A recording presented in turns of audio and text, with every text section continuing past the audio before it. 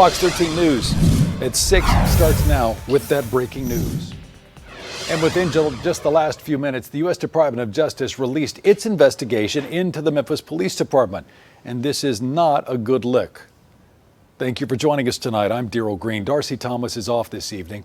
At 5, Fox 13 told you about the city's preemptive strike, saying it would not agree to a consent decree with the DOJ.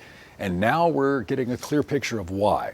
Fox 13 investigative reporter Kayla Solomon got a first look at this investigation. So, Kayla, we're now seeing the initial report, and it outlines some pretty hefty accusations. Daryl, the report is 73 pages, and we just got it about 20 minutes ago. So now we're getting our very first look into some of the findings made in here. Now, it starts off with, among the findings, Memphis Police uses excessive force, conducts unlawful stops, searches, and arrests, discriminates against Black people, and discriminates in response to people with behavioral health disabilities. A pattern of practice investigation is the most intense action the Department of Justice will take against police. This one was ordered 17 months ago in response to the beating death of Tyree Nichols.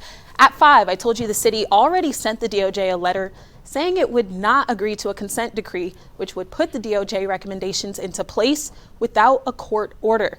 The letter said, quote, "The city cannot and will not agree to work toward or enter into a consent decree that will likely be in place for years to come and will cost the residents of Memphis hundreds of millions of dollars."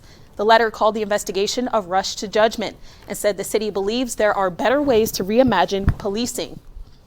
Now, Kayla, you look at this report, and there are 18 different recommendations from the Department of Justice, and they range from everything from use of force training all the way to how police record traffic stops. I mean, this is pretty detailed on what they should do.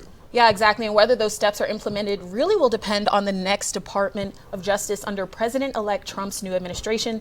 DOJ is holding a news conference tomorrow morning at 9 to give us a better look at what these findings are. And of course, we'll take that live on Good Morning Memphis. And I'll be back with you at 9 tonight with a more in-depth look at this report, as well as how these pattern of practice investigations have gone in other cities and other police departments. And I would assume that tomorrow is when we'll hear more from the city of Memphis, not tonight.